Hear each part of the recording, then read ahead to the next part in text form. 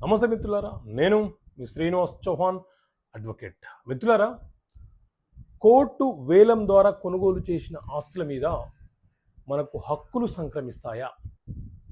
So మిత్రులారా, ఎవరైనా అప్పు తీసుకొని చెల్లించకపోతే వారి మీద మనము మనీ రికవరీ సూట్ అనే కేసు ఫైల్ చేస్తాం. వారి పేరు మీద ఉన్నటువంటి ఆస్తులను న్యాయస్థానము జప్తు చేస్తుంది. జప్తు చేసిన తర్వాత బహిరంగ వేల ప్రకటన ద్వారా ఆ ఆస్తులను న్యాయస్థానము అమ్మివేస్తుంది. సో సెక్షన్ 65 ఆఫ్ సిపిసి ప్రకారంగా ఎవరైతే ఆ ఆస్తులను కొనుగోలు చేస్తున్నారో వారికి ఆ ఆస్తుల మీద పరిపూర్ణమైనటువంటి హక్కులు సంక్రమిస్తాయి.